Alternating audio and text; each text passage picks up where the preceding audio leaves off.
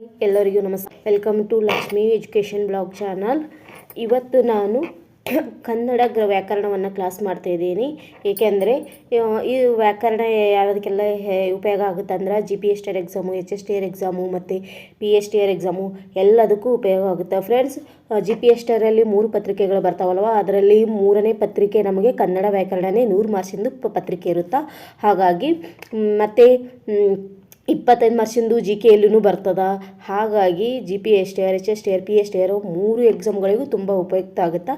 ಹಾಗಾಗಿ ಅದಕ್ಕೋಸ್ಕರ ನಾನು ಈ ತರಗತಿಯನ್ನು ಮಾಡ್ತಾಯಿದ್ದೀನಿ. ಇದು ಅಂದರೆ ನಾವು 7th ಹಿಡಿದು 10th ತನಕ ಏನು ಭಾಷಾಭ್ಯಾಸ ಕನ್ನಡ ಟೆಕ್ಸ್ಟ್ ಬುಕ್ಕಲ್ಲಿ ಭಾಷಾಭ್ಯಾಸ ಇರುತ್ತದಲ್ಲ, ಅದರಲ್ಲಿಂದ ನಾನು ಮಾಡ್ತಾಯಿದ್ದೀನಿ. ಯಾಕಂದರೆ ಅಲ್ಲಿಂದ ಜಾಸ್ತಿ ಪ್ರಶ್ನೆಗಳು ನೇರವಾಗಿ ಎಕ್ಸಾಮ್ಗಳಲ್ಲಿ ಕೇಳ್ತಾರೆ. ಇವು ಅಷ್ಟೇ GPSTR ಅವು ಅಷ್ಟೇ ಅಲ್ಲ, ಬೇರೆ ಕಾಂಪಿಟೇಟಿವ್ ಎಕ್ಸಾಮ್ಗಳಿಗೂ ನಾವು ಕ್ವಶನ್ ಪೇಪರ್ ನೋಡಿದ್ರೆ ಜಾಸ್ತಿ ಹೆಚ್ಚು ಆ ಟೆಕ್ಸ್ಟ್ ಬುಕ್ನಿಂದ ಕ್ವಶನ್ಗಳು ತೆಗೆದಿರ್ತಾರೆ. ಹಾಗಾಗಿ ಇದರಿಂದ ನಾವು ಸ್ವಲ್ಪ ಓದೋದ್ರಿಂದ ಹೆಲ್ಪ್ ಆಗ್ಬೋದು ಅಂತ ಹೇಳಿ ನಾನು ಈ ಕ್ಲಾಸ್ನ ಮಾಡ್ತಾಯಿದ್ದೀನಿ. ಜಾಸ್ತಿ ತಡ ಮಾಡದೆ ಕ್ಲಾಸನ್ನು ಶುರು ಮಾಡೋಣ. ಅದಕ್ಕಿಂತ ಮುಂಚೆನೇ ಯಾರೆಲ್ಲ ನನ್ನ ಚಾನಲನ್ನು ಹೊಸದಾಗಿ ನೋಡ್ತಿದ್ದೀರಿ, ನನ್ನ ಚಾನಲನ್ನು ಸಬ್ಸ್ಕ್ರೈಬ್ ಮಾಡ್ಕೊಳ್ಳಿ, ಲೈಕ್ ಕೊಡಿ, ನಿಮ್ಮ ಫ್ರೆಂಡ್ಸ್ಗಳಿಗೆ ಶೇರ್ ಮಾಡಿ. ಇನ್ನು ಮುಂದೆ ನಾನು ಮಾಡೋ ಎಲ್ಲ ತರಗತಿಗಳು ನಿಮಗೆ ಬರ್ತಾವ. ಇಷ್ಟವಾದರೆ ಕಮೆಂಟಲ್ಲಿ ಬಂದು ತಿಳಿಸಿ ಫ್ರೆಂಡ್ಸ್. ಹಾಗಾದರೆ ತರಗತಿಯನ್ನು ಶುರು ಮಾಡೋಣ. ಮೊದಲಿಗೆ ವರ್ಣಮಾಲೆ ಅಂದರೆ ಏನಪ್ಪ ಅಂತಂದ್ರೆ, ನಾವು ಕನ್ನಡ ಭಾಷೆಯ ವ್ಯಾಕರಣದ ಕುರಿತು ಅಂತ ಏನು ಹೇಳ್ತೀವಲ್ಲ, ಇದು ಅಕ್ಷರಗಳ ಕ್ರಮಬದ್ಧ ಜೋಡಣೆಗೆ ವರ್ಣಮಾಲೆ ಅಂತ ಹೇಳ್ತೀವಿ. ಮೊದಲು ಫಸ್ಟ್ ನಮಗೆ ಕನ್ನಡ ಭಾಷೆಯ ವ್ಯಾಕರಣದ ಬಗ್ಗೆ ಹೇಳಿದವರು ಯಾರು ಅಂತಂದ್ರೆ 2ನೇ ನಾಗವರ್ಮ ಹೇಳ್ಯಾನ. ಮೊದಲ ವ್ಯಕ್ತಿ ಯಾರು ಅಂದ್ರೆ ಕನ್ನಡದ ವ್ಯಾಕರಣದ ಬಗ್ಗೆ, ಭಾಷೆಯ ವ್ಯಾಕರಣದ ಬಗ್ಗೆ ಕುರಿತು ಹೆಚ್ಚು ಹೇಳಿದ ಮೊದಲ ವ್ಯಕ್ತಿ ಅಂದ್ರೆ 2ನೇ ನಾಗವರ್ಮ. ಕನ್ನಡದ ಮೊದಲ ವೈಯಾಕರಣಿ ಅಂತ ಹೇಳ್ತಿದ್ರು. ವ್ಯಾಕರಣವನ್ನು ನಾವೇನು ಹೇಳ್ತೀವಿ, ವೈಯಾಕರಣಿ ಅಂತ ಹೇಳಿ ಕರಿತಿದ್ರು. ಮತ್ತು ಆಮೇಲೆ ಅದನ್ನು ನಾವು ವ್ಯಾಕರಣ ಅಂತ ಹೇಳಿ ಮಾಡಿದೆವು. ವರ್ಣಮಾಲೆಯಲ್ಲಿ 3 ವಿಧಗಳು ಬರ್ತವೆ ಫ್ರೆಂಡ್ಸ್: ಸ್ವರಗಳು, ವ್ಯಂಜನಗಳು, ಯೋಗವಾಹಗಳು. ಸ್ವರಗಳು ಅಂತ ಅಂದರೆ ಏನು? ಸ್ವತಂತ್ರವಾಗಿ ಉಚ್ಚರಿಸುವ ಅಕ್ಷರಗಳನ್ನು ನಾವು ಸ್ವರಗಳು ಅಂತ ಹೇಳ್ತೀವಿ. ಸ್ವರಗಳ ಸಹಾಯದಿಂದ ಉಚ್ಚರಿಸುವ ಅಕ್ಷರಗಳನ್ನು ವ್ಯಂಜನಾಕ್ಷರಗಳು ಅಂತ ಹೇಳ್ತೀವಿ.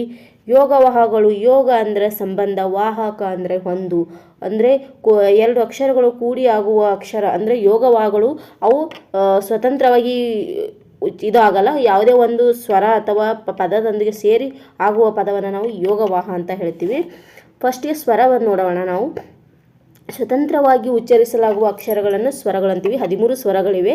ಅದರಲ್ಲಿ ಹ್ರಸ್ವ ಸ್ವರ ಮತ್ತು ದೀರ್ಘ ಸ್ವರ ಅಂತ ಮತ್ತೆ ಪುನಃ 2 ಭಾಗಗಳಾಗಿ ಮಾಡ್ತೀವಿ. ಹ್ರಸ್ವ ಸ್ವರ ಅಂದರೆ ಒಂದು ಮಾತ್ರ ಕಾಲದಲ್ಲಿ ಉಚ್ಚರಿಸುವ ಅಕ್ಷರಗಳನ್ನು ನಾವು ಹ್ರಸ್ವ ಸ್ವರ ಅಂತ ಕರಿತೀವಿ. ಅ, ಇ, ಉ, ರು, ಎ, ಓ ಈ ಥರ ಸ್ವಲ್ಪ ಒಂದು ಮಾತ್ರೆಯಲ್ಲಿ ಏನು ನಾವು ಎಫರ್ಟೇ ಹಾಕಲ್ಲ, ಒಂದು ಮಾತ್ರ ಕಾಲದಲ್ಲಿ ಉಚ್ಚರಿಸುವ ಅಕ್ಷರಗಳನ್ನು ಹ್ರಸ್ವ ಸ್ವರ ಅಂತ ಹೇಳ್ತೀವಿ. ಅವು 5 ಇದ್ದಾವೆ. ಮತ್ತು ದೀರ್ಘ ಸ್ವರಗಳು 6 ಇದ್ದಾವೆ. ದೀರ್ಘ ಸ್ವರಗಳು 7 ಇದ್ದಾವೆ. ಅವು 2 ಮಾತ್ರ ಕಾಲದಲ್ಲಿ ಉಚ್ಚರಿಸುವ ಅಕ್ಷರಗಳನ್ನು ನಾವು ದೀರ್ಘ ಸ್ವರಗಳು ಅಂತ ಹೇಳ್ತೀವಿ. ಅವನ್ನು ಹೆಂಗೆ ಉಚ್ಚಾರಣೆ ಮಾಡ್ತೀವಿ? ಆ, ಈ, ಊ ಈ ಥರ ದೀರ್ಘವಾಗಿ ನಾವು ಎಳೆದು ಏನು ಉಚ್ಚರಿಸ ಮಾಡ್ತೀವಲ್ಲ, ಹಾಗಾಗಿ ಇದನ್ನು ನಾವು ದೀರ್ಘ ಸ್ವರ ಅಂತ ಹೇಳ್ತೀವಿ. ವ್ಯಂಜನ ಅಂತಂದರೆ ಮೊದಲೇ ಹೇಳಿದಂಗೆ ಸ್ವರಗಳ ಸಹಾಯದಿಂದ ಉಚ್ಚರಿಸುವ ಅಕ್ಷರಗಳು ವ್ಯಂಜನಾಕ್ಷರಗಳು ಅಂತ ಹೇಳ್ತೀವಿ. ವ್ಯಂಜನಗಳು 34 ಬರ್ತಾವೆ. ಅದರಲ್ಲಿ ವರ್ಗೀಯ ವ್ಯಂಜನ, ಅವರ್ಗೀಯ ವ್ಯಂಜನ ಅಂತೇಳಿ ಪುನಃ ಮತ್ತೆ 2 ಭಾಗಗಳಿಗೆ ಮಾಡ್ತೀವಿ. ವರ್ಗೀಯ ವ್ಯಂಜನಗಳು 25, ಅವರ್ಗೀಯ ವ್ಯಂಜನಗಳು 9. ವರ್ಗೀಯ ವ್ಯಂಜನದಲ್ಲಿ ಮತ್ತೆ ಪುನಃ ನಾವು ವಿಭಾಗಗಳಾಗಿ ಮಾಡ್ತೀವಿ. ಅಲ್ಪಪ್ರಾಣ, ಮಹಾಪ್ರಾಣ, ಅನುನಾಸಿಕ ಅಂತ ಹೇಳಿ. ಅಲ್ಪಪ್ರಾಣ ಅಂದರೆ ಏನಪ್ಪ ಅಂದ್ರೆ ಕಡಿಮೆ ಉಸಿರಿನಿಂದ ಉಚ್ಚರಿಸುವ ಅಕ್ಷರಗಳನ್ನು ಅಲ್ಪಪ್ರಾಣ ಅಂತ ಹೇಳ್ತೀವಿ. ಹೆಚ್ಚು ಉಸಿರಿನಿಂದ ಉಚ್ಚರಿಸಲ್ಪಡುವ ಅಕ್ಷರಗಳನ್ನು ಮಹಾಪ್ರಾಣ ಅಂತ ಹೇಳ್ತೀವಿ. ಮೂಗಿನ ಸಹಾಯದಿಂದ ಉಚ್ಚರಿಸುವ ಅಕ್ಷರಗಳನ್ನು ನಾವು ಅನುನಾಸಿಕ ಅಂತ ಹೇಳ್ತೀವಿ. ಏನು ಕಚತಪಗಳು ವರ್ಗ ಅದಲ್ಲ, ಅವುಗಳು 25 ವರ್ಗಗಳನ್ನು ನಾವು ಏನಂತ ಹೇಳ್ತೀವಿ? ವರ್ಗೀಯ ವ್ಯಂಜನಗಳು ಅಂತ ಹೇಳ್ತೀವಿ. ಇನ್ನು ಅವರ್ಗೀಯ ವ್ಯಂಜನಗಳು ಅಂತ ಬಂದ್ರೆ 9 ಇದ್ದಾವೆ ಅವರ್ಗೀಯ ವ್ಯಂಜನಗಳು. ಏದಿಂದ ಳದವರೆಗೆ ಏನೆಲ್ಲ ಅಕ್ಷರಗಳಿವೆ ಅವು ವರ್ಗೀಯ ವ್ಯಂಜನ ಅಂತ ಅವರ್ಗೀಯ ವ್ಯಂಜನಗಳು ಅಂತ ಹೇಳ್ತೀವಿ. ಇವೆಲ್ಲ ನೋಡಿದ್ವೆಲ್ಲ. ಅವರ್ಗೀಯ ವ್ಯಂಜನ ಅಂದರೆ ಇವು ಉತ್ಪತ್ತಿ ಆಗೋ ಸ್ಥಾನಗಳು ಬೇರೆ ಬೇರೆ. ಹಾಗಾಗಿ ಇವುಗಳು ನಿರ್ದಿಷ್ಟವಾಗಿ ಒಂದೇ ವರ್ಗ ಅಂತ ಹೇಳಕ್ಕೆ ಬರಲ್ಲ. ಹಾಗಾಗಿ ಇವುಗಳನ್ನು ನಾವು ಅವರ್ಗೀಯ ವ್ಯಂಜನ ಅಂತ ಹೇಳ್ತೀವಿ. ಸಂಧ್ಯಾಕ್ಷರಗಳು ಬರ್ತವೆ ಫ್ರೆಂಡ್ಸ್. ಸಂಧ್ಯಾಕ್ಷರಗಳನ್ನು ಐ ಮತ್ತು ಔ ಅಂತ ಹೇಳ್ತೀವಿ. ಹೊಸಗನ್ನಡದಲ್ಲಿ ಈಗ 2 ಸಂಧ್ಯಾಕ್ಷರಗಳು. ಮೊದಲೇ ಹಳೆಗನ್ನಡದಲ್ಲಿ 4 ಸಂಧ್ಯಾಕ್ಷರಗಳು, ಕೇಶಿರಾಜನ ಪ್ರಕಾರ 4 ಸಂಧ್ಯಾಕ್ಷರಗಳು ಕಾಣ್ತೀವಿ ನಾವು. ಆದರೆ ಇವಾಗ ಹೊಸಗನ್ನಡದಲ್ಲಿ ಐ ಮತ್ತು ಔ, ಮೊದಲು ಎ ಐ ಓ ಔ ಇವು 4 ಸಂಧ್ಯಾಕ್ಷರಗಳಂತ ಹೇಳಿದರು ಕೇಶಿರಾಜ. ಆದರೆ ಇವಾಗ ಹೊಸಗನ್ನಡದಲ್ಲಿ ಐ ಮತ್ತು ಔ 2 ಸಂಧ್ಯಾಕ್ಷರಗಳು ಅಂತ ಹೇಳಿದ್ದಾರೆ. ಯೋಗವಾಹಗಳು.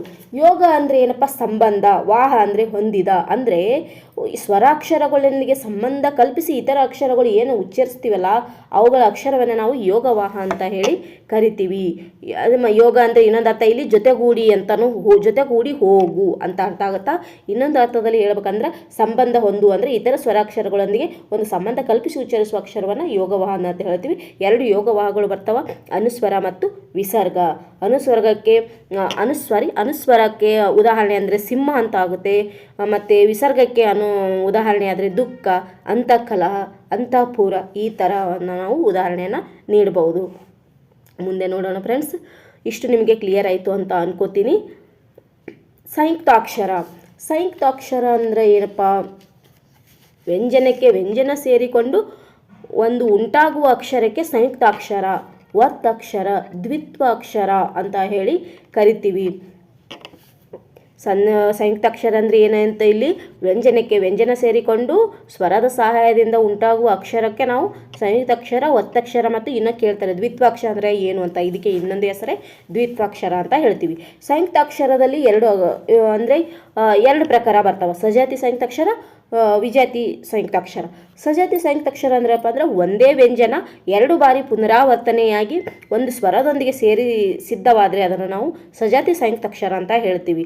ಉದಾಹರಣೆಗೆ ಅತ್ತೆ, ರನ್ನ, ಕಣ್ಣು, ಅಕ್ಕ, ಅಪ್ಪ, ಅಮ್ಮ, ಅಣ್ಣ, ಅಕ್ಕ ಈ ಥರ ಅಂದರೆ ಅದೇ ಅಕ್ಷರದ ಒತ್ತಕ್ಷರ ಬಂದ್ರೆ ನಾವು ಸಜಾತಿ ಸಂಯುಕ್ತಾಕ್ಷರ. ಮತ್ತು ಒಂದೇ ಜಾತಿಯ 2 ವ್ಯಂಜನಗಳು ಅಲ್ಲಿ ಸೇರ್ತಾವ, ಅದನ್ನು ನಾವು ಸಜಾತಿ ಸಂಯುಕ್ತಾಕ್ಷರ ಅಂತ ಹೇಳ್ತೀವಿ. ವಿಜಾತಿ ಸಂಯುಕ್ತಾಕ್ಷರ ಅಂದರೆ ಬೇರೆ ಬೇರೆ ವ್ಯಂಜನಗಳು ಒಂದು ಸ್ವರದೊಂದಿಗೆ ಬೇರೆ ಬೇರೆ ವ್ಯಂಜನ ಸೇರ್ತಾವ, ಅದನ್ನು ನಾವು ಸೇರಿ ಉಚ್ಚರಿಸುವ ಅಕ್ಷರಗಳನ್ನು ನಾವು ವಿಜಾತಿ ಸಂಯುಕ್ತಾಕ್ಷರ ಅಂತ ಹೇಳ್ತೀವಿ. ಉದಾಹರಣೆಗೆ ಚಕ್ರ, ಇಲ್ಲಿ ನೋಡ್ಬೋದು ಚಕ್ರ, ಆಜ್ಞೆ, ಸ್ತ್ರೀ, ವಸ್ತ್ರ, ಇನ್ನು ನೋಡ್ಬೋದು ಪುಸ್ತಕ, ಹೊತ್ತಿಗೆ, ಮತ್ತು ಪ್ರಯತ್ನ, ರಸ್ತೆ, ಕರ್ಮ ಇವೆಲ್ಲ ವಿಜಾತಿ ಸಂಯುಕ್ತಾಕ್ಷರಿಗೆ ಉದಾಹರಣೆ ಆಗುತ್ತಾ. ಗುಣಿತಾಕ್ಷರ ಅಂದರೆ ಏನಪ್ಪ? ಗುಣಿತಾಕ್ಷರ ಇದನ್ನು ಇಂಪಾರ್ಟೆಂಟ್. ಗುಣಿತಾಕ್ಷರ ಅಂದರೆ ವ್ಯಂಜನಾಕ್ಷರಗಳು ಸ್ವರದೊಂದಿಗೆ ಕೂಡಿಕೊಂಡು ಸಿದ್ಧಗೊಳ್ಳುವ ಅಕ್ಷರವನ್ನು ನಾವು ಏನಂತ ಹೇಳ್ತೀವಿ? ಗುಣಿತಾಕ್ಷರ. ಉದಾಹರಣೆಗೆ ಕ ಪ್ಲಸ್ ಅ ಕ, ಗ ಪ್ಲಸ್ ಆ ಗ, ಪ ಪ್ಲಸ್ ಎ ಪೆ ಈ ಥರ ವ್ಯಂಜನದ ಸ್ವರ ಇವೆರಡು ಸೇರಿದಾಗ ನಮಗೆ ಗುಣಿತಾಕ್ಷರ ಸಿಗ್ತವೆ. ಇದು ನಿಮ್ಗೆ ಗೊತ್ತಾಯ್ತು ಅಂತ ಅನ್ಕೋತೀನಿ. ಮುಂದೆ ನೋಡೋಣ. ವಚನಗಳು. ವಚನ ಅಂದರೆ ಏನಪ್ಪ? ಮಾತು. ನಾವು ಸಾಮಾನ್ಯ ಅರ್ಥದಲ್ಲಿ ಏನಂತ ಹೇಳ್ತೀವಿ? ಮಾತು ಅಂತ ಹೇಳ್ತೀವಿ, ಹೌದೋ ಇಲ್ಲೋ? ವಚನ ಅಂದರೆ ಏನು? ಮಾತು. ವಚನ ಮಾತು ಅಂತ ಹೇಳ್ತೀವಿ. ಆದರೆ ಇಲ್ಲಿ ಏಕವಚನ, ಬಹುವಚನ ಅಂತ ಹೇಳ್ತೀವಿ. ಇಲ್ಲಿ ಉದಾಹರಣೆ ಕೊಟ್ಟಾರ ನೋಡ್ಬೋದು ನೀವು. ಏಕವಚನ ಅಂದರೆ ಒಂದು ವಸ್ತುವನ್ನು ಸೂಚಿಸುವಂತಿದ್ರೆ ನಾವು ಏಕವಚನ ಅಂತ ಹೇಳ್ತೀವಿ. ಒಂದಕ್ಕಿಂತ ಹೆಚ್ಚು ವಸ್ತುಗಳನ್ನು ಸೂಚಿಸುವಂತಿದ್ರೆ ಅಥವಾ ವಸ್ತು ಆಗಿರ್ಬೋದು, ವ್ಯಕ್ತಿ ಆಗಿರ್ಬೋದು, ಅದನ್ನು ನಾವು ಒಂದಕ್ಕಿಂತ ಹೆಚ್ಚು ಇದ್ದರೆ ನಾವು ಬಹುವಚನ ಅಂತ ಹೇಳ್ತೀವಿ. ಒಂದು ಇದ್ದರೆ ಏಕವಚನ. ಉದಾಹರಣೆಗೆ ಪತ್ರ, ಪತ್ರಗಳು, ನಾಯಕ, ನಾಯಕರು, ತಮ್ಮ, ತಮ್ಮಂದಿರು, ರೈತ, ರೈತರು ಈ ಥರ ಪತ್ರಗಳು, ನಾಯಕರು, ತಮ್ಮಂದಿರು, ರೈತರು ಈ ಥರ ಇರೋದನ್ನು ನಾವು ಏನಂತ ಹೇಳ್ತೀವಿ? ಏಕವಚನ ಮತ್ತು ಬಹುವಚನ ಅಂತ ಹೇಳ್ತೀವಿ. ಮತ್ತು ಮುಂದೆ ನೋಡೋದಾದರೆ ಇಲ್ಲಿ ಕೊಟ್ಟಿದ್ದಾರೆ ನೋಡಿ, ಎತ್ತುಗಳು, ನಾಯಕ, ನಾಯಕರು, ಅಣ್ಣಂದಿರು ಇಲ್ಲಿ ಬಹುವಚನ ಕೊಟ್ಟರೆ ಅಣ್ಣ, ಪತ್ರಿಕೆಗಳು, ಪತ್ರಿಕೆ, ಪತ್ರಗಳು, ಪತ್ರ ಈ ಥರ, ಮಿತ್ರರು, ಮಿತ್ರ, ಅದು ಅಂತದ ಅವು, ನೀವು ಅಂತಿದ್ರೆ ನೀನು, ಈ ಥರ ನಾವು ಏನು ಹೇಳ್ತೀವಿ? ಏಕವಚನ, ಬಹುವಚನ ಅಂತ ಹೇಳ್ತೀವಿ. ಇದು ಸಾಮಾನ್ಯವಾಗಿ ಎಲ್ರಿಗೂ ಈಸಿ ಇರುತ್ತೆ, ಇದು ಗೊತ್ತಾಗುತ್ತೆ. ಹಾಗಾಗಿ ನಾವು ಮುಂದೆ ನೋಡೋಣ. ನಾಮಪದ ಮೋಸ್ಟ್ ಇಂಪಾರ್ಟೆಂಟ್ ಟಾಪಿಕ್ ಅಂತ ಹೇಳ್ಬೋದು. ಇದ್ರ ಮೇಲೆ ಕ್ವಶನ್ ಫಿಕ್ಸ್ ಇದ್ದೇ ಇರ್ತವೆ. ಯಾವುದೇ ಎಕ್ಸಾಮಲ್ಲಿ ತೊಗೊಳ್ಳಿ ನೀವು, ನಾಮಪದ ಇಲ್ಲದೆ ಯಾವುದೇ ಕ್ವಶನ್ನೇ ಇಲ್ಲ. ನಾಮಪದ ಅಂದರೆ ಏನಪ್ಪ ಅಂತಂದ್ರೆ ಒಂದು ನಿರ್ದಿಷ್ಟವಾದ ಅರ್ಥವನ್ನು ಕೊಡುವ ಅಕ್ಷರಗಳ ಸಮೂಹವನ್ನು ನಾವು ಏನಂತ ಹೇಳ್ತೀವಿ? ನಾಮಪದ ಅಂತ ಕರಿತೀವಿ. ನಾಮಪದದ ಮೂಲ ರೂಪಕ್ಕೆ ನಾವೇನಂತ ಹೇಳ್ತೀವಿ? ನಾಮ ಪ್ರಕೃತಿ. ನಾಮಪದ ಅಂದ್ರೆ ಒಂದು ನಿರ್ದಿಷ್ಟ ಅರ್ಥ ಕೊಡುವ ಅಕ್ಷರಗಳ ಗುಂಪಿಗೆ ನಾಮಪದ ಅಂದ್ರೆ ಅದರ ಮೂಲ ರೂಪವನ್ನು ನಾಮ ಪ್ರಕೃತಿ ಮತ್ತು ನಾಮ ಪ್ರಕೃತಿ ಪ್ರಾತಿಪಾದಿಕ ನಾಮವಾಚಕ 3 ಹೆಸರುಗಳಿಂದ ಕರಿತೀವಿ. ನಾಮಪದದ ಮೂಲ ರೂಪವನ್ನು ನಾವು ಏನಂತ ಕರಿತೀವಿ? ನಾಮ ಪ್ರಕೃತಿ, ಪ್ರಾತಿಪಾದಿಕ ಮತ್ತು ನಾಮವಾಚಕ ಅಂತ ಕರಿತೀವಿ. ಮತ್ತು ನಾಮ ಪ್ರಕೃತಿ ಏನು ಮಾಡ್ತದಪ್ಪ? ವಿಭಕ್ತಿ ಪ್ರತ್ಯಯದೊಂದಿಗೆ ಸೇರಿ ಅವಾಗ ಒಂದು ಪದ ಏನು ಆಗ್ತದಲ್ಲ ಅದನ್ನು ನಾವು ನಾಮಪದ. ನಾಮಪದ ಅಂದರೆ ನಾಮಪದ ಈಕ್ವಲ್ ಟು ನಾವು ಬರಿಬೋದು ಇಲ್ಲಿ ನಾಮಪದ ಈಕ್ವಲ್ ಟು ನಾಮ ಪ್ರಕೃತಿ ಪ್ಲಸ್ ವಿಭಕ್ತಿ ಪ್ರತ್ಯಯ. ಈ ಥರ ಇವೆರಡು ಸೇರಿ ನಾವು ಏನಂತ ಹೇಳ್ತೀವಿ?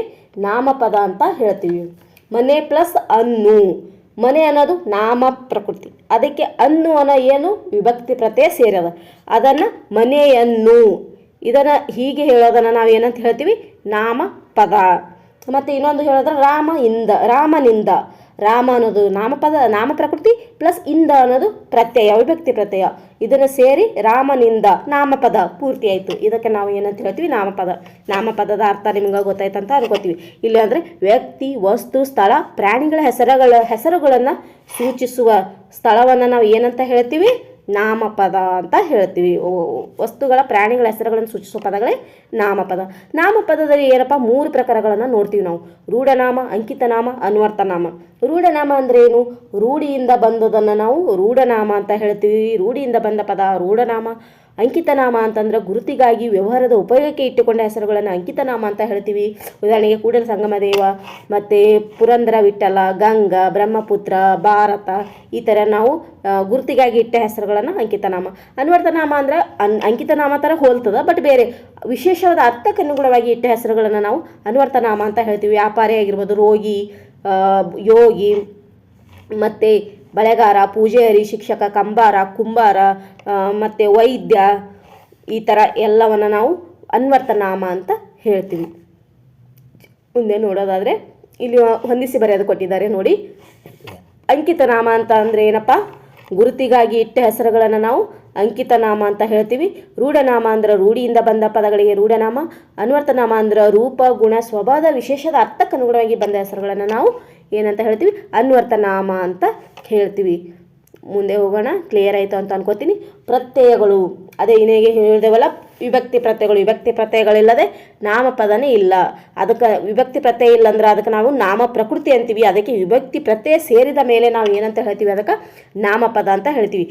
ವಿಭಕ್ತಿ ಪ್ರತ್ಯಯವಿಲ್ಲದೆ ಸ್ವತಂತ್ರವಾಗಿ ನಾಮ ಪ್ರಕೃತಿ ಬಳಸಲು ಬರೋದಿಲ್ಲ. ನಾವು ನಾಮ ಪ್ರಕೃತಿಯಲ್ಲಿ ಇದಕ್ಕಿಂತ ಮುಂಚೆ ವಿಭಕ್ತಿ ಪ್ರತ್ಯಯ ತಿಳಿಯೋದಕ್ಕಿಂತ ಮುಂಚೆ ನಾನು ನಿಮಗೆ ನಾಮ ಪ್ರಕೃತಿ ಅಂತ ಹೇಳಿದ್ನಲ್ಲ, ಆ ನಾಮ ಪ್ರಕೃತಿಯಲ್ಲಿ ಮತ್ತೆ 9 ಪ್ರಕಾರಗಳು ಬರ್ತಾವೆ. ನಿಮ್ಗೆ ಗೊತ್ತಿರಬೇಕದು ಏನೇನಪ್ಪ ಅಂತ ಹೇಳಿದ್ರೆ, ನಾಮ ಪ್ರಕೃತಿಯಲ್ಲಿ 2 ಪ್ರಕಾರ ಬರ್ತಾವೆ: ಸಹಜ ನಾಮ ಪ್ರಕೃತಿ, ಸಾಧಿತ ನಾಮ ಪ್ರಕೃತಿ. ಸಹಜ ನಾಮ ಪ್ರಕೃತಿಯಲ್ಲಿ ಮತ್ತೆ 9 ಪ್ರಕಾರಗಳನ್ನು ನೋಡ್ತೀವಿ. ಸಹಜ ನಾಮ ಪ್ರಕೃತಿ ಅಂದರೆ ಏನಪ್ಪ? ಭಾಷೆಯಲ್ಲಿ ನಾವು ಏನು ಸಹಜವಾಗಿ ಬಳಕೆಗೊಳ್ಳುವ ನಾಮ ಪ್ರಕೃತಿಗಳನ್ನು ನಾವೇನಂತ ಹೇಳ್ತೀವಿ? ಸಹಜ ನಾಮ ಪ್ರಕೃತಿ ಅಂತ ಕರಿತೀವಿ. ಇದರ ಮೂಲದಿಂದಲೂ ನಾವು ಏನಂತ ಸಹಜವಾಗಿ ಯಾವುದೇ ಬದಲಾವಣೆ ಒಳಪಟ್ಟಿರುವುದಿಲ್ಲ. ಮೂಲದಿಂದಲೇ ಅದು ಸಹಜವಾಗಿ ಬಳಕೆ ಆಗುವ ಪದವನ್ನು ನಾವು ಸಹಜ ನಾಮ ಪ್ರಕೃತಿ. ಬಾಲಕ, ಸೀತೆ, ಪಂಪ, ಮರ, ಕಲ್ಲು, ಬೆಟ್ಟ, ಇದರಲ್ಲಿ ಏನು ನಾವು ಬದಲಾವಣೆ ಮಾಡಿಲ್ಲ. ಅದು ಇದ್ದಂಗೆ ಹೇಳ್ತೀವಲ್ಲ, ಅದನ್ನು ನಾವು ನಾಮ ಪ್ರಕೃತಿ ಅಂತ ಹೇಳ್ತೀವಿ. ಇದನ್ನು ನಾವು ಸಹಜ ನಾಮ ಪ್ರಕೃತಿ. ನಾಮ ಪ್ರಕೃತಿಯಲ್ಲಿ ನೆನಪಿದೆನಾ? ನಾಮ ಪ್ರಕೃತಿಯಲ್ಲಿ 2 ಪ್ರಕಾರಗಳು: ಸಹಜ ನಾಮ ಪ್ರಕೃತಿ, ಸಾಧಿತ ನಾಮ ಪ್ರಕೃತಿ. ಸಹಜ ನಾಮ ಪ್ರಕೃತಿ ನೋಡೋದಾದರೆ ನಾವು ಸಹಜವಾಗಿ ಬಳಕೆಗೊಳ್ಳುವ ನಾಮ ಪ್ರಕೃತಿಗಳನ್ನು ಸಹಜ ನಾಮ ಪ್ರಕೃತಿ, ಅದು ಯಾವುದೇ ಬದಲಾವಣೆ ಒಳಪಟ್ಟಿರುವುದಿಲ್ಲ ಅಂತ ಹೇಳ್ತೀವಿ. ಅದರಲ್ಲಿ ಮತ್ತೆ 9 ಪ್ರಕಾರಗಳು ಮಾಡ್ತೀವಿ. ಏನೇನಂದ್ರೆ ವಸ್ತುವಾಚಕ. ಇಲ್ಲೇ ಬರಿತೀನಿ ನೋಡಿ. ಒಂದನೇದಾಗಿರ್ಬೋದು ವಸ್ತುವಾಚಕ, ಶಾರ್ಟಾಗಿ ಬರಿತೀನಿ ಫ್ರೆಂಡ್ಸ್, ಇಲ್ಲಿ ಇದು ಇಲ್ಲ. ಎರಡನೇದು ಗುಣವಾಚಕ. ಮೂರನೇದು ಭಾವವಾಚಕ. ಇದು ಸರಿಯಾಗಲ್ಲ ಫ್ರೆಂಡ್ಸ್, ನಾನು ಇದ್ರ ಮಾಡೋದ್ರಿಂದ ನಿಮಗೆ ಹೇಳ್ತೀನಿ. ವಸ್ತುವಾಚಕ ಅಥವಾ ನಾಮವಾಚಕ ಅಂತ ಹೇಳ್ತೀವಿ, ಗುಣವಾಚಕ ಅಂತ ಹೇಳ್ತೀವಿ, ಭಾವನಾಮ, ಸಂಖ್ಯಾವಾಚಕ, ಸಂಖ್ಯೇಯವಾಚಕ, ಪರಿಮಾಣವಾಚಕ, ಪ್ರಕಾರವಾಚಕ, ದಿಗ್ವಾಚಕ, ಸರ್ವನಾಮಗಳು. ಈ 9 ಪ್ರಕಾರಗಳು ನಾವೇನಂತೀವಿ? ನಾಮ ಪ್ರಕೃತಿಯಲ್ಲಿ ನೋಡ್ತೀವಿ. ವಸ್ತುವಾಚಕ ಅಂದರೆ ಏನಪ್ಪ ಅಂತಂದ್ರೆ ವ್ಯಕ್ತಿ, ವಸ್ತು, ಸ್ಥಳ, ಪ್ರಾಣಿ ಮತ್ತು ಪಕ್ಷಿಗಳ ಹೆಸರುಗಳನ್ನು ಹೇಳುವ ನಾಮ ಪ್ರಕೃತಿಗಳನ್ನು ನಾವೇನು ಹೇಳ್ತೀವಿ? ವಸ್ತುವಾಚಕ ಅಂತ ಹೇಳ್ತೀವಿ. ಮನೆ ಆಗಿರ್ಬೋದು, ವಿಜಯಪುರ, ಪಟ್ಟಣ, ಈ ರೀತಿ ವಸ್ತುವಾಚಕ, ನಾಮವಾಚಕ, ನಾಮ ಪ್ರಕೃತಿ ಅಂತ ಕರಿತೀವಿ. ಇನ್ನು ಅದರಲ್ಲಿ ನೋಡಿದೆ ರೂಢನಾಮ, ವಸ್ತುವಾಚಕದಲ್ಲೇ ಇವು 3 ಬರ್ತಾವೆ. ರೂಢನಾಮ ನಾವು ಏನು ನೋಡಿದೆವು ಮೇಲೆ, ರೂಢ ಮತ್ತು ರೂಢನಾಮ, ಅಂಕಿತನಾಮ, ಅನ್ವರ್ಥನಾಮ, ಅವು 3 ಯಾವುದರಲ್ಲಿ ಬರ್ತಾವೆ ಅಂದರೆ ಈ ವಸ್ತುವಾಚಕದಲ್ಲೇ 3 ಪ್ರಕಾರಗಳಾಗಿ ಬರ್ತಾವ ಅಂತ ಗೊತ್ತಿರಬೇಕು ನಿಮಗೆ. ಗುಣವಾಚಕ ಅಂದ್ರೆ ಏನಪ್ಪ, ವ್ಯಕ್ತಿ, ವಸ್ತು, ಪ್ರಾಣಿ, ಸ್ಥಳಗಳ ಗುಣ ಸ್ವಭಾವದ ಸ್ವರೂಪವನ್ನು ತಿಳಿಸುವ ನಾಮ ಪ್ರಕೃತಿಗಳನ್ನು ನಾವೇನಂತ ಹೇಳ್ತೀವಿ, ಗುಣವಾಚಕ ನಾಮ ಪ್ರಕೃತಿ ಅಂತ ಹೇಳ್ತೀವಿ. ಇನ್ನು ಇದರಲ್ಲಿ ಏನು ಬರ್ತದ, ನಾಮ ವಿಶೇಷಣೆ ಮತ್ತು ಕ್ರಿಯಾ ವಿಶೇಷಣೆ ಅಂತ ಹೇಳ್ತೀವಿ. ಗುಣವಾಚಕದಲ್ಲಿ ಮತ್ತೆ 2 ಬರ್ತಾವೆ, ನಾಮ ವಿಶೇಷಣೆ ಮತ್ತು ಕ್ರಿಯಾ ವಿಶೇಷಣೆ. ನಾಮ ವಿಶೇಷಣೆ ಅಂದ್ರೆ ನಾಮವನ್ನು ಕುರಿತು ಹೇಳುವ ವಿಶೇಷಣ ಪದವನ್ನು ನಾಮ ವಿಶೇಷಣೆ, ಕ್ರಿಯೆಯನ್ನು ಕುರಿತು ಹೇಳುವ ವಿಶೇಷಣ ಪದವನ್ನು ಕ್ರಿಯಾ ವಿಶೇಷಣೆ ಅಂತ ಹೇಳ್ತೀವಿ. ಇವಾಗ ಅವನು ಚೆನ್ನಾಗಿ ಓದುತ್ತಾನೆ ಇದು ಕ್ರಿಯೆ, ಚೆನ್ನಾಗಿ ಅನ್ನೋದು ಏನಾಗುತ್ತಾ, ಕ್ರಿಯಾ ವಿಶೇಷಣೆ ಆಗುತ್ತಾ. ಏನು ಓದುತ್ತಾನೆ ಚೆನ್ನಾಗಿ ಅನ್ನೋದು ಯಾವುದಕ್ಕೆ ಸಂಬಂಧಪಟ್ಟದ, ಓದುತ್ತಾನೆ ಅನ್ನೋದಕ್ಕೆ ಸಂಬಂಧಪಟ್ಟದ, ಅವನು ಅನ್ನೋದಕ್ಕೆ ಸಂಬಂಧಪಟ್ಟಿಲ್ಲ, ಓದುತ್ತಾನೆ ಅನ್ನೋದಕ್ಕೆ ಸಂಬಂಧಪಡ್ತಲ್ಲ. ಹಾಗಾಗಿ ಅದನ್ನು ನಾವು ಕ್ರಿಯಾ ವಿಶೇಷಣೆ ಅಂತೇವೆ. ಈಗ ನಾಮ ವಿಶೇಷಣೆಗೂ ಉದಾಹರಣೆ ಅಂದರೆ ಭವ್ಯವಾದ ಕಟ್ಟಡ ಅನ್ನೋದು ಒಂದು ನಾಮಪದ, ಅದು ಭವ್ಯವಾದ, ಹೇಗಿದೆ ಅದು ಕಟ್ಟಡ, ಭವ್ಯವಾಗಿದೆ, ಅದನ್ನು ನಾವು ಏನು ಹೇಳ್ತೀವಿ, ನಾಮ ವಿಶೇಷಣೆ. ಅಂದ್ರೆ ನಾಮಪದದ ಕುರಿತು ಹೇಳಿದಾಗ ನಾವು ನಾಮ ವಿಶೇಷಣ ಅಂತ ಹೇಳ್ತೀವಿ. ಕ್ರಿಯಾಪದದ ಕುರಿತು ಹೇಳುವಾಗ ನಾವು ಅದನ್ನು ಕ್ರಿಯಾ ವಿಶೇಷಣ ಅಂತ ಹೇಳ್ತೀವಿ. ಇದು ನಿಮಗೆ ಗೊತ್ತಿರಬೇಕು. ನಾವು ಒಂದು ವಾಕ್ಯ ಅಂತ ನೋಡಿದಾಗ ಅದರಲ್ಲಿ ಕರ್ತೃ ಕರ್ಮ ಕ್ರಿಯಾಪದ ಅಂತ ನೋಡ್ತೀವಿ, ಹೌದಿಲ್ಲೋ. ಆ ಕ್ರಿಯಾಪದ ಏನು, ಕ್ರಿಯೆಯನ್ನು ಸೂಚಿಸ್ತದೆ. ಹಾಗಾಗಿ ಆ ಕ್ರಿಯಾಪದಕ್ಕೆ ಸಂಬಂಧಪಟ್ಟ ವಿಶೇಷಣ ಪದವನ್ನು ನಾವು ಕ್ರಿಯಾ ವಿಶೇಷಣ ಅಂತ ಹೇಳ್ತೀವಿ. ನಾಮಪದಕ್ಕೆ ಸಂಬಂಧಪಟ್ಟ ವಿಶೇಷಣ ಪದವನ್ನು ನಾಮ ವಿಶೇಷಣೆ. ನಾವು ಇಂಗ್ಲೀಷ್ನಲ್ಲಿ ಅಡ್ವರ್ಬ್, ಅಡ್ಜೆಕ್ಟಿವ್ ಅಂತ ಏನು ನೋಡ್ತೀವಿ, ಅದೇ ನಾವು ಕನ್ನಡದಲ್ಲಿ ಕ್ರಿಯಾ ವಿಶೇಷಣೆ, ನಾಮ ವಿಶೇಷಣ ಅಂತ ನೋಡ್ತೀವಿ. ಇದು ಇಷ್ಟು ಕ್ಲಿಯರ್ ಆಯಿತು ಅಂತ ಅನ್ಕೋತೀನಿ.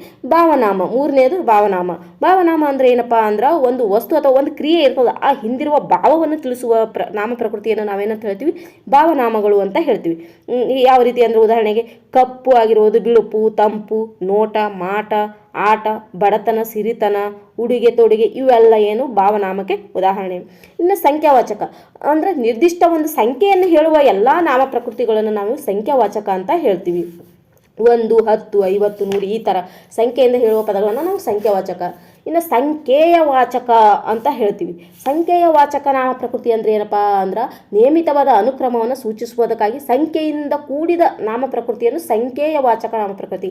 ಹೆಂಗಪ್ಪ ಅಂದ್ರೆ 1ನೇಯ, 7ನೇಯ, 2ನೇಯ, ಇಬ್ಬರು, ಒಬ್ಬನು, ಇಮ್ಮಡಿ, ಈ ಥರ 3, ಮುಮ್ಮಡಿ, ಈ ಥರ ನಾವು ವಾಕ್ಯದಲ್ಲಿ ಹೇಳ್ತೀವಲ್ಲ, ಏನು ಸಂಖ್ಯೆಯಿಂದ ಹೇಳ್ತೀವಲ್ಲ, ಅದನ್ನು ನಾವು ಸಂಖ್ಯೆಯ ವಾಚಕ. ಅಲ್ಲಿ 1, 2, 10, 1, 3 ಈ ಥರ ಹೇಳೋದು ಬೇರೆ, ಅದು ಸಂಖ್ಯೆ ಹೇಳ್ತೀವಿ.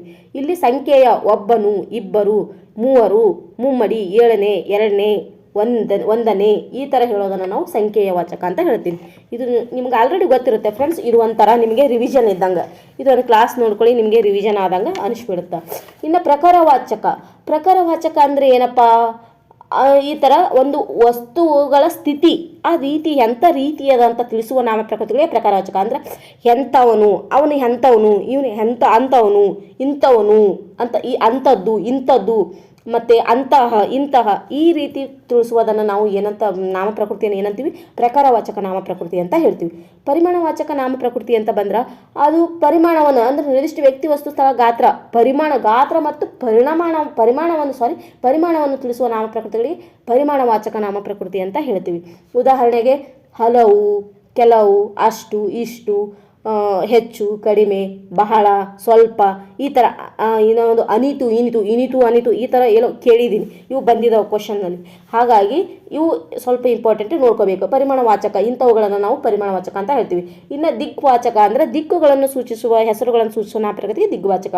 ಅದು ಉತ್ತರ, ದಕ್ಷಿಣ, ಈಶಾನ್ಯ, ಪಡುವಣ, ಮೂಡಣ, ಆಚೆ, ಈಚೆ, ಮೇಲೆ, ಕೆಳಗೆ, ಆ ಕಡೆ, ಈ ಕಡೆ, ಈ ಥರ ಹಿಂದೆ, ಮುಂದೆ, ಕೆಳಗೆ ಈ ಥರ ಸೂಚಿಸುವುದನ್ನು ನಾವು ದಿಗ್ವಾಚಕ ಅಂತೀವಿ. ಇನ್ನು ಸರ್ವನಾಮ ಅಂದರೆ ಮೊದಲೇ ಗೊತ್ತದೆ ನಿಮಗೆ, ನಾಮಪದದ ಬದಲಾಗಿ ಬಳಸುವ ಪದವನ್ನು ನಾಮ ಪ್ರಕೃತಿಯನ್ನು ನಾವು ಸರ್ವನಾಮ ಅಂದರೆ ಅವನು, ಇವನು, ಅವಳು, ಅದು ಈ ರೀತಿ. ಈಗ ಒಂದು ಉದಾಹರಣೆ ನೋಡಿದಾಗ ಗೀತಾ ಬೆಂಗಳೂರಿಗೆ ಹೋದಳು, ಅವಳು ಮರಳಿ ಬರಲಿಲ್ಲ. ಅಲ್ಲಿ ಅವಳು, ಗೀತಾ ಅನ್ನೋದು ನಾಮಪದ, ಅವಳು ಅನ್ನೋದು ಅದೊಂದು ಸರ್ವನಾಮ. ಹೀಗೆ ನಾಮಪದದ ಬದಲಾಗಿ ಬಳಕೆಯಾಗುವ ಪ್ರಕೃತಿಯನ್ನು ನಾವೇ ನಾಮ ಪ್ರಕೃತಿಯನ್ನು ಸರ್ವನಾಮ ಅಂತ ಹೇಳ್ತೀವಿ. ಇಷ್ಟು ನಿಮ್ಗೆ ಗೊತ್ತಾಯ್ತಂದ್ರೆ ಸರ್ವನಾಮದಲ್ಲಿ ಮತ್ತೆ ಪ್ರಕಾರಗಳು ಬರ್ತವೆ ಫ್ರೆಂಡ್ಸ್. ಆದರೆ ನಿಮಗೆ ಬೇಕಂದ್ರೆ ಮತ್ತೆ ಅದನ್ನು ಈಗ ಇದರಲ್ಲಿರೋದನ್ನು ನೋಡಮ್ಮ. ಈಗ ವಿಭಕ್ತಿ ಪ್ರತ್ಯಯ ಅಂತಂದ್ರೆ ಏನಪ್ಪ, ಇವು ನಾಮ ಪ್ರಕೃತಿಯ ಜೊತೆ ಸೇರಿ ನಾಮಪದ ಆಗುತ್ತಾ, ಅದನ್ನು ನಾವು ಏನಂತ ಹೇಳ್ತೀವಿ, ವಿಭಕ್ತಿ ಪ್ರತ್ಯಯ ಅಂತ ಕರಿತೀವಿ. ವಿಭಕ್ತಿ ಪ್ರತ್ಯಯದಲ್ಲಿ 7 ಬರ್ತಾವ, ನಿಮ್ಗೆ ಗೊತ್ತೇ ಇದೆ. 8 ಇತ್ತು ಮೊದಲು, ಅದು ಸಂಬೋಧನೆ ಇಲ್ಲ, ಈಗ 7 ಅಂತ ಹೇಳ್ತೀವಿ. ಪ್ರಥಮ, ದ್ವಿತೀಯ, ತೃತೀಯ, ಚತುರ್ಥಿ, ಪಂಚಮಿ, ಷಷ್ಠಿ, ಸಪ್ತಮಿ, ಇವನು 7 ವಿಭಕ್ತಿ ಪ್ರತ್ಯಯಗಳಂತ ಹೇಳ್ತೀವಿ. ಈ ವಿಭಕ್ತಿ ಪ್ರತ್ಯಯ ನೀವು ನೆನಪಿರ್ಬೇಕು ನಿಮ್ಗೆ.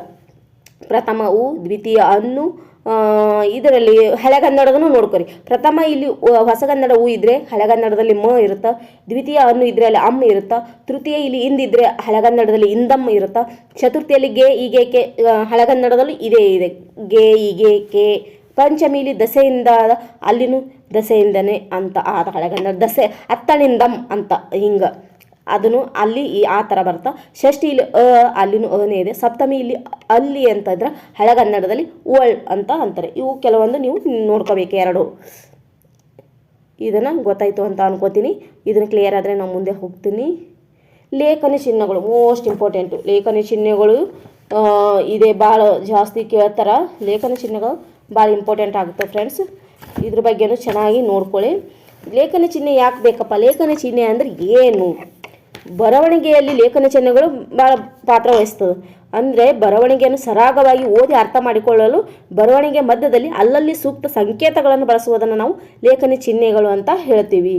ಇದರಲ್ಲಿ ಎಷ್ಟಪ್ಪ ಅಂದ್ರೆ 9 ಲೇಖನ ಚಿಹ್ನೆಗಳು ಇದ್ದಾವೆ.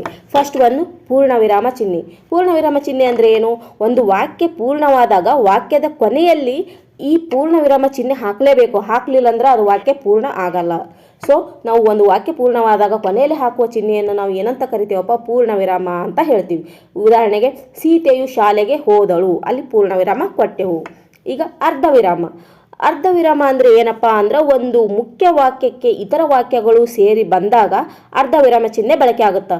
ಅಂದರೆ ಒಂದು ಪ್ರಧಾನ ವಾಕ್ಯಕ್ಕೆ ಅಥವಾ ಮುಖ್ಯ ವಾಕ್ಯಕ್ಕೆ ಉಪವಾಕ್ಯಗಳು ಸೇರಿ ಆಗುವುದನ್ನು ಒಂದು ವಾಕ್ಯ ಆದರೆ ಅದನ್ನು ನಾವು ಅರ್ಧ ವಿರಾಮ ಚಿಹ್ನೆಯಲ್ಲಿ ಬಳಸ್ತೀವಿ. ಅಲ್ಲಿ ಹೆಂಗಂದ್ರೆ ಇದ್ದಕ್ಕಿದ್ದಂತೆ ಮಳೆ ಸುರಿಯಿತು, ಪಂದ್ಯ ರದ್ದಾಯಿತು. ಅಲ್ಲಿ ಮತ್ತೊಂದು ಪಂದ್ಯ ರದ್ದಾಯಿತು ಅನ್ನೋದು ಏನು? ಮತ್ತೊಂದು ವಾಕ್ಯ ಉಪವಾಕ್ಯ ಬಂದು ಸೇರ್ತು, ಮಳೆ ಬಂತು, ಅದಕ್ಕೆ ಯಾಕೆ ಪಂದ್ಯ ರದ್ದಾಯಿತು. ಹೀಗೆ ಮತ್ತೊಂದು ಉಪಪದ ಬಂದು ಸೇರಿದಾಗ, ಉಪವಾಕ್ಯ ಬಂದು ಸೇರಿದಾಗ, ಪದ ಅಲ್ಲ, ಉಪವಾಕ್ಯ ಬಂದು ಸೇರ್ತಿದ್ರೆ ಒಂದು ಮುಖ್ಯ ವಾಕ್ಯಕ್ಕೆ ಅಥವಾ ಪ್ರಧಾನ ವಾಕ್ಯಕ್ಕೆ ಉಪವಾಕ್ಯಗಳು ಬಂದು ಸೇರಿದಾಗ ಆ ಚಿಹ್ನೆ ನಮಗೆ ಅರ್ಧ ವಿರಾಮ ಚಿಹ್ನೆಯನ್ನು ಬಳಸ್ತೀವಿ. ಅಲ್ಪ ವಿರಾಮ ಚಿಹ್ನೆ ಅಂದರೆ ಏನಪ್ಪ ಅಂದ್ರೆ ಹಲವಾರು ನಾಮಪದಗಳು ಒಂದು ವಾಕ್ಯದಲ್ಲಿ ಹಲವಾರು ನಾಮಪದಗಳು ಒಟ್ಟಿಗೆ ಬರ್ತಾವಲ್ಲ, ಆವಾಗ ನಾವು ಈ ಅಲ್ಪ ವಿರಾಮ ಚಿಹ್ನೆಯನ್ನು ಬಳಸ್ತೀವಿ. ಹಂಗೆ ಅಂದ್ರೆ ಉದಾಹರಣೆ ನೋಡ್ಬೇಕಾದ್ರೆ ರಾಮನು ಲಕ್ಷ್ಮಣನು ಕಾಡಿಗೆ ಹೋದರು. ರಾಮನು ಅಲ್ಲಿ ಅಲ್ಪ ವಿರಾಮ ಕೊಡ್ತೀವಿ, ಲಕ್ಷ್ಮಣನು ಕಾಡಿಗೆ ಹೋದರು. ಈ ಥರ ನಾಮಪದಗಳು ಹಲವಾರು ನಾಮಪದಗಳು 2 ಅಥವಾ 2ಕ್ಕಿಂತ ಹೆಚ್ಚು ನಾಮಪದಗಳು ಬರ್ಬೋದು. ಅವು ಒಟ್ಟಿಗೆ ಒಂದೇ ವಾಕ್ಯದಲ್ಲಿ ಬಂದಾಗ ಅವಾಗ ನಾವು ಅಲ್ಪ ವಿರಾಮ ಚಿಹ್ನೆಯನ್ನು ಬಳಸ್ತೀವಿ. ಪ್ರಶ್ನಾರ್ಥಕ ಚಿಹ್ನೆ. ಪ್ರಶ್ನಾರ್ಥಕ ಚಿಹ್ನೆ ಅಂದರೆ ಪ್ರಶ್ನೆಯನ್ನು ಕೇಳುವಾಗ ನಾವು ಈ ವಾಕ್ಯವನ್ನು ಈ ಚಿಹ್ನೆಯನ್ನು ಬಳಸ್ತೀವಿ. ಪ್ರಶ್ನೆ ಕೇಳುವ ಪದದ ಮುಂದೆ ಎಲ್ಲ ಈ ಚಿಹ್ನೆಯನ್ನು ಬಳಸೋದ್ರಿಂದ ನಾವು ಇದನ್ನು ಪ್ರಶ್ನಾರ್ಥಕ ಚಿಹ್ನೆ ಅಂತ ಹೇಳ್ತೀವಿ. ನಿಮ್ಮ ಊರು ಯಾವುದು, ನಿಮ್ಮ ಹೆಸರು ಏನು, ಈ ಥರ ಪ್ರಶ್ನೆಯನ್ನು ಕೇಳುವಾಗ ಅದನ್ನು ಬಳಸ್ತೀವಿ. ಭಾವಸೂಚಕ ಚಿಹ್ನೆ. ಭಾವಸೂಚಕ ಚಿಹ್ನೆ ಯಾವಾಗ ಬಳಸ್ತೀವಪ್ಪ ಅಂದ್ರೆ ನಮ್ಮ ಮನಸ್ಸಿನಲ್ಲಿ ಏನಾದರೂ ಹರ್ಷ ಉಂಟಾದಾಗ, ದುಃಖ ಆದಾಗ, ಆಶ್ಚರ್ಯ ವ್ಯಕ್ತಪಡಿಸುವಾಗ, ಇಂಥ ಮೊದಲಾದ ಕೋಪ, ಇವೆಲ್ಲ ಭಾವಗಳನ್ನು ತೋರಿಸುವಾಗ ಆ ಪದಗಳ ಮುಂದೆ ನಾವೇನು ಮಾಡ್ತೀವಿ? ಈ ಭಾವಸೂಚಕ ಚಿಹ್ನೆಯನ್ನು ಬಳಸ್ತೀವಿ. ಇದನ್ನು ನಾವು ಭಾವಸೂಚಕ. ಉದಾಹರಣ ಚಿಹ್ನೆ. ಉದಾಹರಣ ಚಿಹ್ನೆ ಅಂದ್ರೆ ಇದರಲ್ಲಿ 2 ಪ್ರಕಾರ ಬರ್ತಾವಪ್ಪ. ಉದಾಹರಣ ಚಿಹ್ನೆ ಅಂದ್ರೆ ಅವತರಣಿಕೆ ಚಿಹ್ನೆ ಮತ್ತು ಇದಕ್ಕೆ ನಾವು ಅವತರಣಿಕೆ ಚಿಹ್ನೆ ಅಂತಲೂ ಕರಿತೀವಿ. ಇನ್ನೊಂದು ಹೆಸರು ನೆನಪಿಟ್ಕೋರಿ, ಕೇಳ್ಬೋದು. ಉದಾಹರಣ ಚಿಹ್ನೆ ಇನ್ನೊಂದು ಹೆಸರೇ ಅವತರಣಿಕೆ ಚಿಹ್ನೆ. ಇದರಲ್ಲಿ 2 ಪ್ರಕಾರಗಳನ್ನು ನಾವು ನೋಡ್ಬೋದು. ಒಂಟಿ ಉದಾಹರಣ ಅಂತ ಬರ್ತೀವಿ. ಅಂದರೆ ಇಲ್ಲಿ ಕೊಟ್ಟಿದ್ದಾರಲ್ಲ, ಫಸ್ಟ್ ಒನ್ ಇದು ಒಂಟಿ ಉದಾಹರಣ, ಇದು ಜೋಡಿ ಉದಾಹರಣ. ಒಂಟಿ ಉದಾಹರಣ ಅಂತಂದ್ರೇನು? ವಿಶೇಷ ಪದವನ್ನು ನಾವು ಏನಾದರೂ ಒಂದು ವಿಶೇಷ ಪದ ಬರಿತೀವಲ್ಲ, ಅದು ಎತ್ತಿ ತೋರಿಸ್ಬೇಕು, ಹೈಲೈಟ್ ಆಗಿ ಆಗಬೇಕು ಅಂತ ಹೇಳಿ ನಾವು ಈ ಒಂಟಿ ಉದಾಹರಣವನ್ನು ಬಳಸ್ತೀವಿ. ಇದಕ್ಕೆ ನಾವು ಒಂಟಿ ಉದಾಹರಣ ಚಿಹ್ನೆ ಅಂತ ಹೇಳ್ತೀವಿ. ಇವಾಗ ಸರ್ವಜ್ಞನನ್ನು ನಾವು ಏನಂತ ಹೇಳ್ತೀವಿ? ತ್ರಿಪದಿಯ ಬ್ರಹ್ಮ ಎಂದು ಕರೆಯುತ್ತೇವೆ. ಈ ತ್ರಿಪದಿಯ ಬ್ರಹ್ಮ ಅಂತ ನಾವು ಹೈಲೈಟ್ ಮಾಡಬೇಕಾಗ್ಯದ. ಆವಾಗ ನಾವು ಏನು ಮಾಡ್ತೀವಿ? ಈ ಒಂಟಿ ಉದಾಹರಣ ಚಿಹ್ನೆಯನ್ನು ಬಳಸ್ತೀವಿ. ಹೀಗೆ ಇದಕ್ಕೆ ಒಂಟಿ ಉದಾಹರಣ ಚಿಹ್ನೆ ಅಂತ ಹೇಳ್ತೀವಿ. ಜೋಡಿ ಉದಾಹರಣ ಚಿಹ್ನೆ ಅಂದ್ರೆ ಏನಪ್ಪ ಅಂದ್ರೆ ಯಾರೋ ಒಬ್ಬರದ ಮಾತನ್ನು ನನ್ನ ಯಥಾವತ್ತಾಗಿ ಅದು ಹೆಂಗದ ಹಾಗೆ ನಾವು ಹೇಳ್ಬೇಕಂತ ಅಂದಾಗ ಅವಾಗ ನಾವು ಅವ್ರು ಪ್ರತ್ಯಕ್ಷವಾಗಿ ಹೆಂಗೆ ಹೇಳೋರೋ ಹಾಗೆ ಅದನ್ನು ಏನು ಚೇಂಜಸ್ ಮಾಡಲಾರ್ದೆ ಯಥಾವತ್ತಾಗಿ ಹಾಗೆ ಹೇಳುವುದನ್ನು ನಾವು ಜೋಡಿ ಉದಾಹರಣೆ ಚಿಹ್ನೆಯೇ ಬಳಸ್ತೀವಿ. ಉದಾಹರಣೆಗೆ ಗಾಂಧೀಜಿಯವರು ಮಾಡಿ ಇಲ್ಲದೆ ಮಡಿ ಅನ್ನೋ ಒಂದು ಕರೆಯನ್ನು ಕೊಟ್ಟರು. ನಾವೀಗ ಮಾಡಿ ಇಲ್ಲವೇ ಮಡಿ ಅಂತ ಕರೆ ಕೊಟ್ಟರು, ಅವ್ರು ಹೆಂಗೆ ಹೇಳಾರ ಹಾಗೆ ಬರ್ದೀವಿ. ಅದಕ್ಕೆ ನಾವು ಏನು ಹಾಕ್ತೀವಿ, ಈ ಜೋಡಿ ಉದಾಹರಣೆ ಚಿಹ್ನೆಯನ್ನು ಹಾಕ್ತೀವಿ. ಇನ್ನು ಆವರಣ ಚಿಹ್ನೆ ನೆಕ್ಸ್ಟ್ ಯಾವುದು, ಆವರಣ ಚಿಹ್ನೆ. ಆವರಣ ಚಿಹ್ನೆ ಅಂದ್ರೆ ಏನಪ್ಪ ಅಂತ, ಇದು ಯಾವುದಕ್ಕೆ ಯೂಸ್ ಆಗುತ್ತಾ ಅಂತಂದ್ರೆ ಈ ಥರ ಬ್ರ್ಯಾಕೆಟ್ ಹಾಕ್ತೀವಿ. ಅಂದ್ರೆ ಒಂದು ಪದ ಬರಿತೀವಿ, ವಾಕ್ಯದಲ್ಲಿ ಬಳಕೆ ಆಗೋದಾಗ ಒಂದು ಪದಕ್ಕೆ ಸಮಾನಾರ್ಥ ಪದ ಇರ್ತದೆ. ಅವಾಗ ನಾವು ಏನು ಮಾಡ್ತೀವಿ, ಈ ಥರ ಬ್ರ್ಯಾಕೆಟ್ ಹಾಕಿ ಬರಿತೀವಿ ಸಮಾನಾರ್ಥಕ ಪದ. ಆವಾಗ ಈ ಚಿಹ್ನೆಯನ್ನು ಬಳಸ್ತೀವಿ. ವಿವರಣೆ ಚಿಹ್ನೆ. ವಿವರಣೆ ಚಿಹ್ನೆ ಅಂದ್ರೆ ಏನು, ನಾವು ಯಾವುದೇ ಒಂದು ವಿಷಯ ಇದ್ದಾಗ ಅದರ ಅಭಿಪ್ರಾಯವನ್ನು ವಿವರಿಸಿ ಬರೆದಾಗ, ಅಂದ್ರೆ ಆ ಪದವನ್ನು ನಾವು ವಿವರಿಸಿ ಬರ್ತೀವಲ್ಲ, ಆವಾಗ ಈ ಮುಂದಿನಂತೆ ಹೀಗೆ ಇದೆ, ಈ ಥರ ನಾವು ವಿವರಿಸಿ ಬರೆಯುವಾಗ ತೋರಿಸುವ ಚಿಹ್ನೆಯನ್ನು ನಾವೇನಂತ ಹೇಳ್ತೀವಿ, ಈ ವಿವರಣೆ ಚಿಹ್ನೆ ಅಂತ ಹೇಳ್ತೀವಿ. ಇವು ಚಿಹ್ನೆಗಳು ನಿಮಗೆ ಅರ್ಥವಾಯಿತು ಅಂತ ಅನ್ಕೋತೀನಿ. ಯಾವುದು ಅರ್ಥವಾಗಿಲ್ಲ ಕಮೆಂಟಲ್ಲಿ ಬಂದು ಹೇಳಿ ಫ್ರೆಂಡ್ಸ್. ಬೇಕಾದರೆ ಮತ್ತೆ ನಾನು ಸಪ್ರೇಟಾಗಿ ಅವುಗಳ ಬಗ್ಗೆ ತರಗತಿಯನ್ನು ಮಾಡ್ತೀನಿ. ಇವು ಮತ್ತೆ ಮುಂದೆ ಹೋಗೋಣ. ಸಮಾನಾರ್ಥಕ ಪದಗಳು ಇವು ತುಂಬ ಇಂಪಾರ್ಟೆಂಟು. ಸಮಾನಾರ್ಥಕ ಪದಗಳು ಇದ್ದೇ ಇರ್ತಾವೆ ಕ್ವಶನಲ್ಲಿ.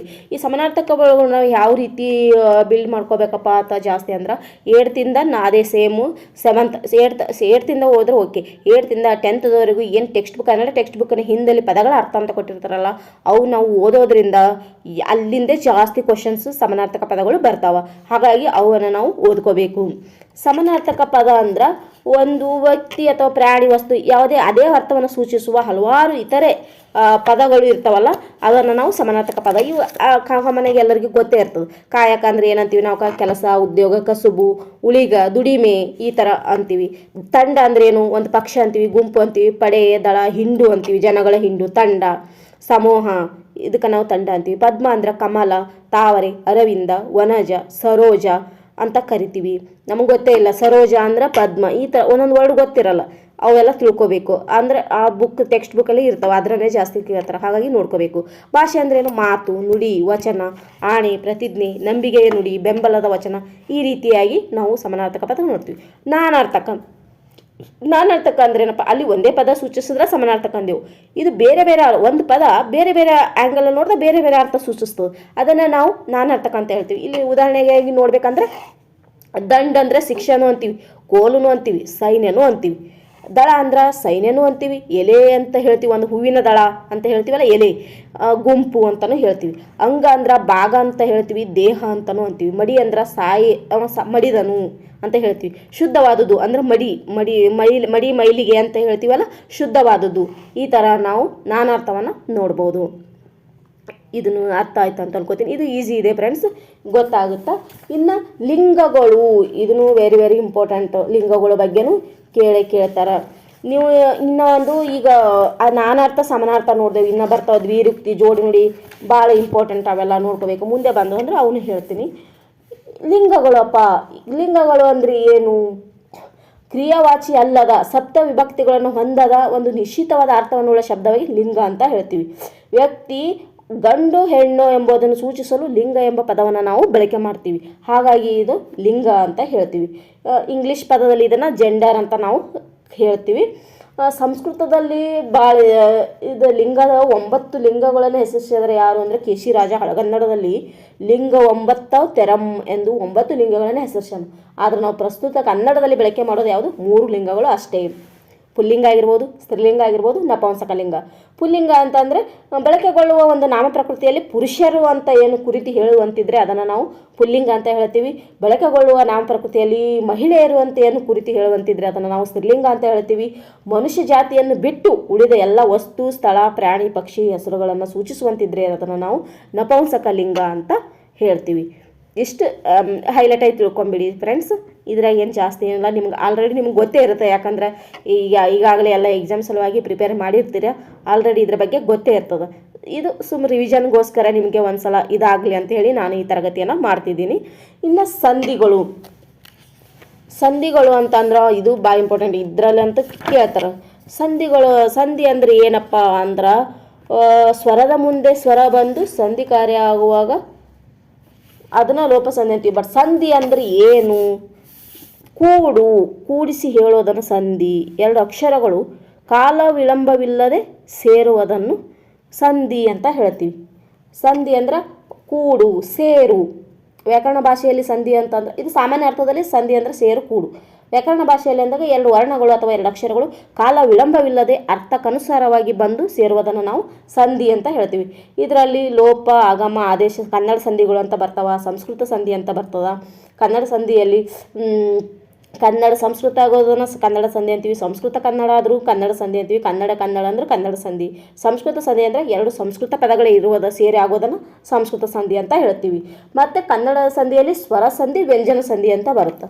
ಸ್ವರ ಸಂಧಿ ಅಂದ್ರೆ ಸ್ವರಗಳು ಸೇರಿ ಆಗೋದನ್ನು ಕನ್ನಡ ಸ್ವರ ಸಂಧಿ.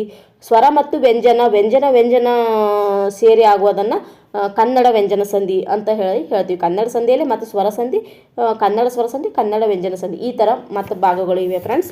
ನಿಮಗೆ ಗೊತ್ತಿದೆ ಅಂತ ನಾನು ಅನ್ಕೋತೀನಿ. ಇನ್ನು ಲೋಪ ಸಂಧಿ, ಈಗ ಕನ್ನಡ ಸಂಧಿಗಳು ಅಂತ ನೋಡಿದಾಗ ಸಂಧಿ ಕಾರ್ಯ ನಡೆದಾಗ ಕನ್ನಡ ಪದಗಳು ಬಂದು ಅಥವಾ ಕನ್ನಡ ಸಂಸ್ಕೃತ ಪದಗಳು ಈ ಥರ ಬಂದರೆ ನಾವು ಸಂಧಿ ಆದರೆ ಅದನ್ನು ನಾವು ಕನ್ನಡ ಸಂಧಿ ಅಂತೀವಿ.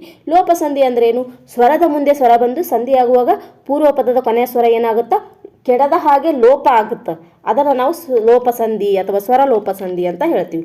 ಈಗ ಉದಾಹರಣೆಗೆ ಇಲ್ಲಿ ಆಡು ಪ್ಲಸ್ ಇಸು ಆಡಿಸು, ಮರ ಪ್ಲಸ್ ಇಸು ಮರ ಪ್ಲಸ್ ಅನ್ನು ಮರವನ್ನು, ದೇವರು ಪ್ಲಸ್ಸಿಗೆ ದೇವರಿಗೆ. ಇಲ್ಲಿ ಉಕಾರ ಲೋಪ, ಇಲ್ಲಿ ಅಕಾರ ಲೋಪ ಆಗಿದೆ.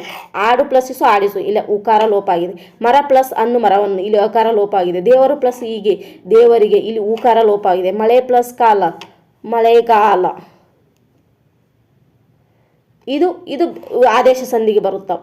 ಇದು ದೇವರಿಗೆ ಹೀಗೆ, ಇದು ದೇವರು ಪ್ಲಸ್ಸಿಗೆ ದೇವರಿಗೆ, ಇದು ಉಕಾರ ಲೋಪ. ಇವು ಮೂರು, ಇದು ಒಕರಾಗಮ ಸಂಧಿ ಆಗುತ್ತಾ. ಇದು ಲೋಪ ಸಂಧಿಗೆ ಮೇಗಿಂದ ಆಗುತ್ತೆ ಫ್ರೆಂಡ್ಸ್. ಆಡಿಸು, ಇಲ್ಲಿ ಕೆಳಗಡೆ ನೋಡ್ಬೋದು ನೀವು ಲೋಪ ಸಂಧಿಗೆ. ಒಂದು ನಿಮಿಷ. ಓಕೆ, ಲೋಪ ಸಂಧಿಗೆ ಇಲ್ಲಿ ನೋಡ್ಬೋದು ನೀವು, ಮುಂದೆ ಕೊಟ್ಟಿದ್ದಾರೆ ತೋರಿಸ್ತೀನಿ. ಕನ್ನಡ ಸಂಧಿ ಅಲ್ಲಿ ಲೋಪ ಸಂಧಿ, ಮೇಲೆ ಪ್ಲಸ್ ಇಟ್ಟು ಮೇಲಿಟ್ಟು, ಇಲ್ಲಿ ಉಕಾರ ಲೋಪವಾಗಿದೆ.